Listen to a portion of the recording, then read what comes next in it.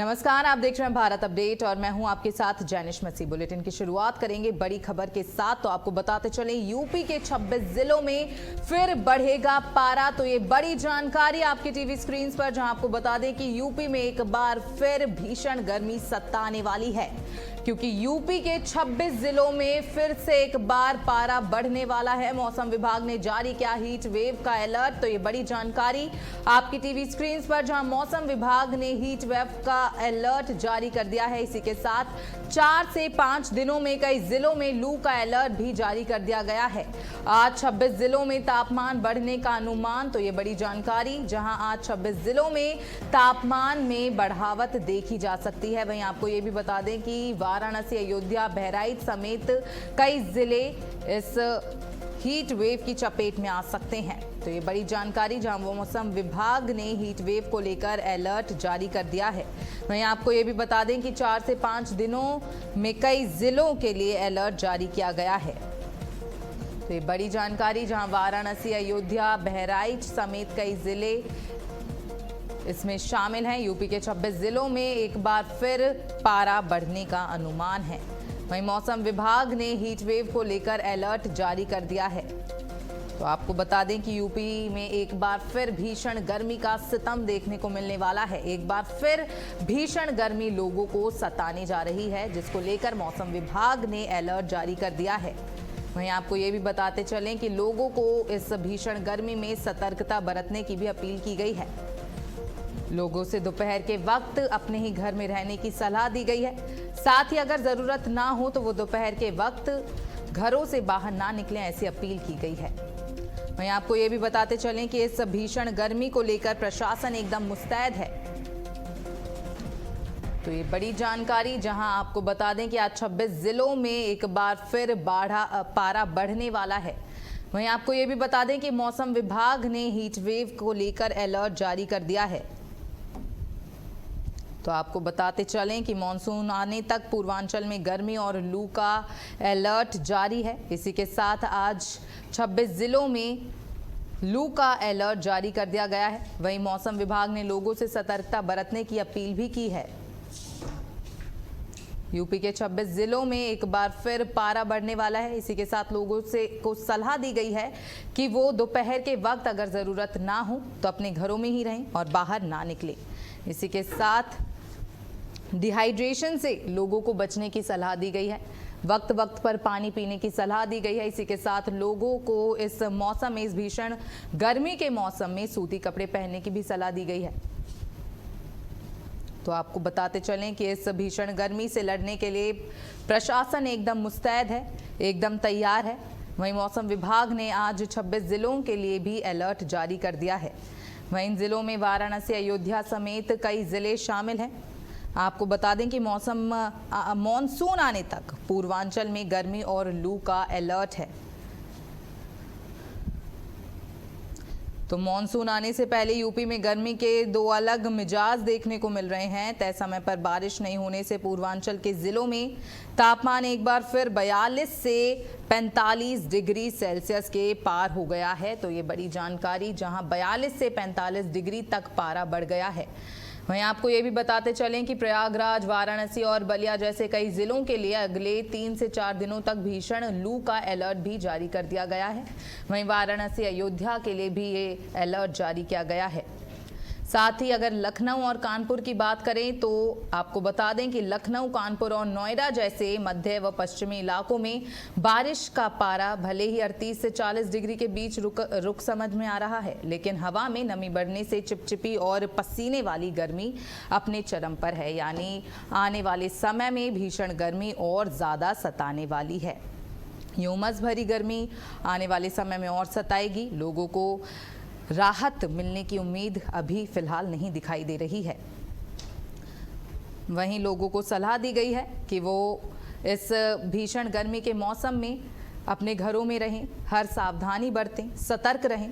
साथ ही समय समय पर पानी का सेवन करें ताकि डिहाइड्रेशन की कोई भी समस्या उन्हें ना हो। साथ ही आपको ये भी बताते चलें कि प्रशासन एकदम इस गर्मी से निपटने के लिए मुस्तैद है। जिला अस्पतालों में व्यवस्था की गई है। आपको ये भी बता दें कि हीट स्ट्रोक के मरीजों को से निपटने के लिए भी अच्छी खासे इंतजाम जिला अस्पतालों में किए गए हैं। यानी गर्मी को लेकर प्रशासन एकदम मुस्तैद है। वहीं आपको बता दें कि मौसम विभाग ने हीट वेव का अलर्ट जारी कर दिया है। तो आज 26 जिलों में तापमान बढ़ने का अनुमान है। इसी के साथ अगले 4 से 5 दिनों में कई जिलों में लू का अलर्ट भी जारी कर दिया गया है। साथ ही आज 26 जिलों में तापमान बढ़ने का अनुमान है। यानी आज और ज़्यादा जो ये गर्मी है और ज़्यादा बढ़ सकती है और ज़्यादा सताने वाली है लोगों को। वहीं मौसम विभाग ने भीषण गर्मी को लेकर अलर्ट जारी किया है। साथ ही लोगों को सतर्कता बरतने की भी अपील की गई है। लखनऊ, कानपुर और नोएडा जैसे मध्य व पश्चिमी इलाकों में बारिश के कारण पारा भले ही 38 से 40 डिग्री के बीच रुक समझ में आ रहा है, लेकिन हवा में नमी बढ़ने से चिपचिपी और अगर पसीने वाली गर्मी जो है वो अपने चरम पर है। यानी गर्मी और बढ़ चुकी है।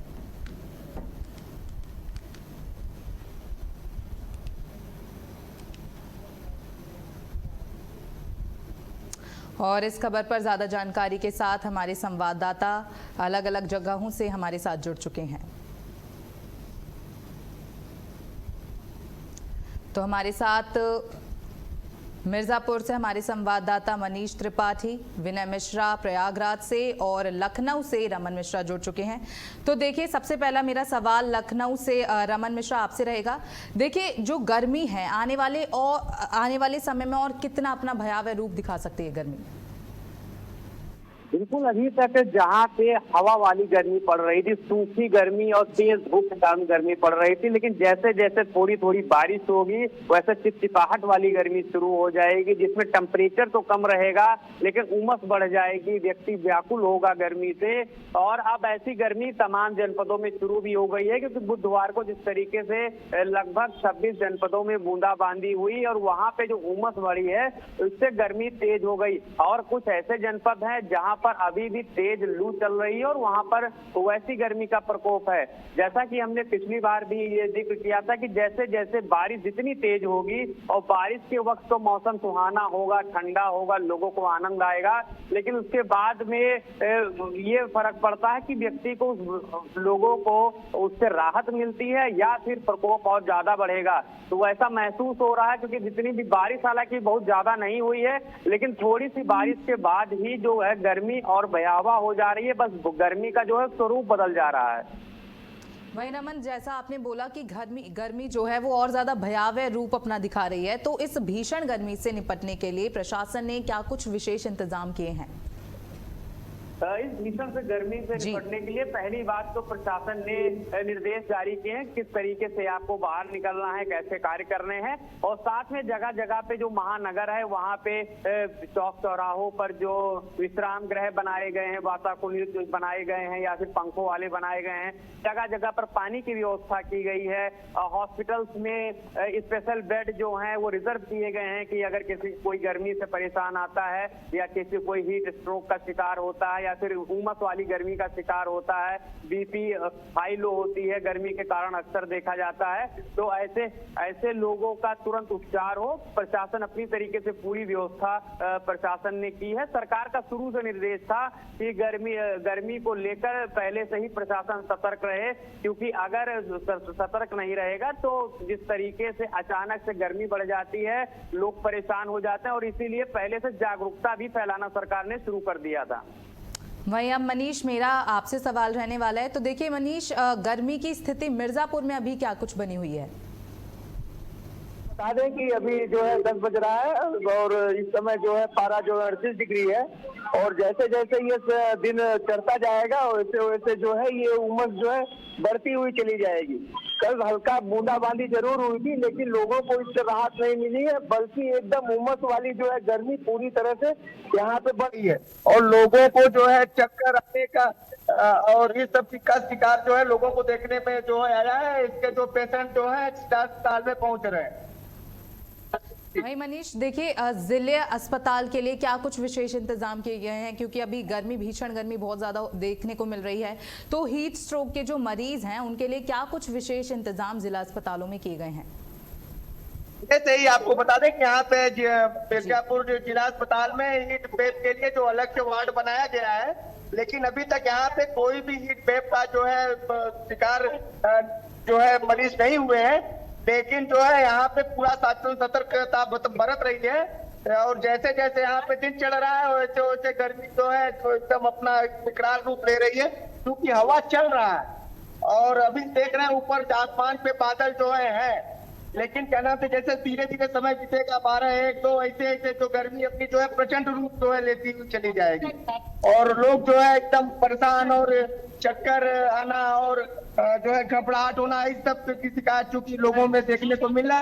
क्योंकि हम यहाँ पे माँ विंध्यवासिनी धाम में खड़े हैं और लोग यहाँ पे बाहर से तीर्थयात्री आ रहे हैं, देख रहे हैं कि एकदम बेचैन हालत में जो है वो पेड़ की छांव में जाकर के बैठ रहे हैं, और ये आम का पना और ये जो है और डिहाइड्रेशन होने के अपने को डिहाइड्रेट करने के लिए जो है वो पानी की बोतलें जो है वो उसका यूज कर रहे हैं, पानी का बोतल लेकर के।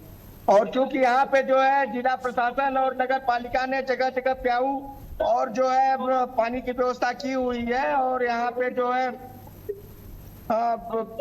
पूरी तरह से जो है प्रशासन जो है सतर्क है। भाई हमारे साथ देखिए विनय भी जुड़े हुए हैं। तो विनय, अब मेरा सवाल आपसे रहने वाला है। विनय, प्रयागराज में क्या कुछ स्थिति देखी जा रही है इस गर्मी को लेकर? बता दें कि प्रयागराज में गर्मी का जो कहर है वो लगातार बढ़ता ही जा रहा है, लू लगातार चल रही है। वहीं पर प्रशासन ने लगातार लोगों को अलर्ट जारी कर चेतावनी भी दी है कि जब भी आप बाहर निकले 11 से 3 बजे तक बिल्कुल आप घरों में रहें। अगर बाहर भी निकलते हैं तो छाता का प्रयोग करें और शीतल पेय का प्रयोग करें, जिससे कि आपकी वो गर्मी का ज्यादा असर न रहे शरीर पर। और वहीं पर मनीष कुमार वर्मा जिलाधिकारी प्रयागराज ने सीएमओ के साथ बैठक कर हॉस्पिटलों के लिए भी लगातार निर्देश दिए हैं, कभी कोई दिक्कतें न हो मरीजों को, जिसके लिए लगातार वो निर्देश दिए हैं। जी वही विनय, देखिए जो मजदूर हैं जो खुले में काम करते हैं उनकी सुरक्षा को लेकर क्या कुछ विशेष दिशा निर्देश दिए गए हैं प्रशासन की ओर से?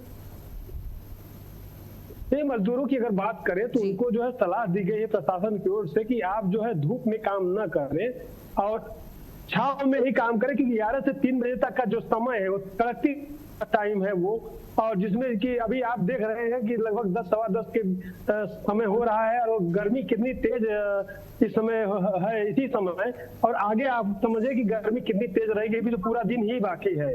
तो वही प्रशासन लगातार अलर्ट बैठक पे बैठक कर रहा है और मुख्य चिकित्सा अधिकारी के साथ भी बैठक हुई, कई समाज सेवियों के साथ बैठक हुई।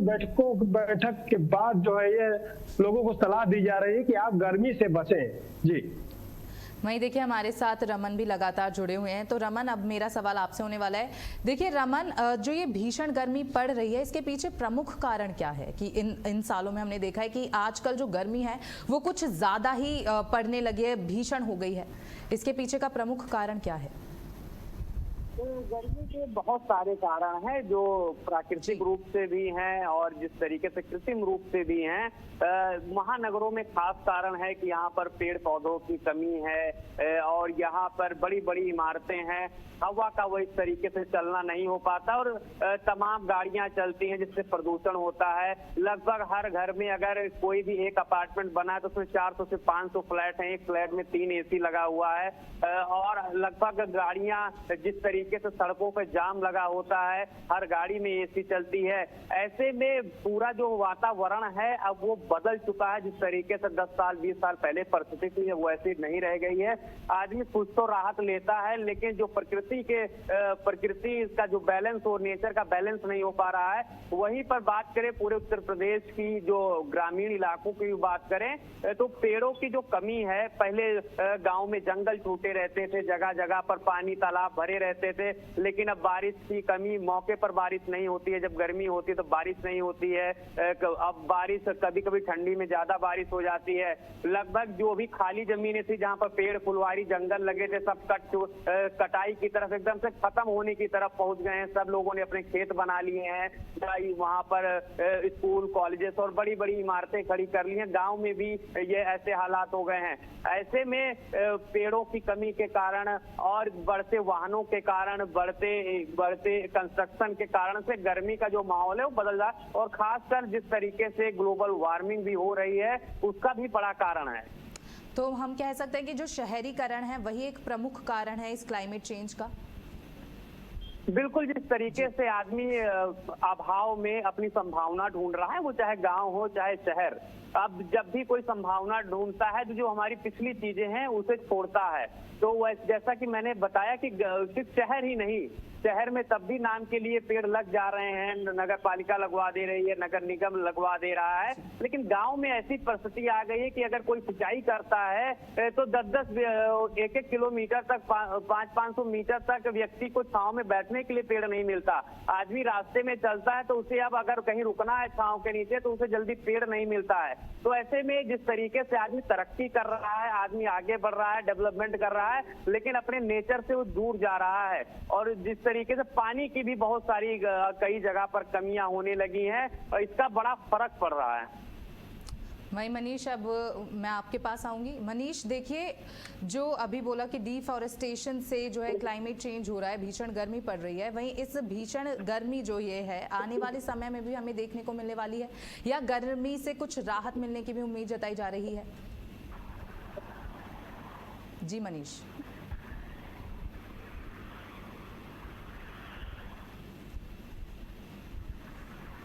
जी मनीष, आपको मेरी आवाज आ रही है?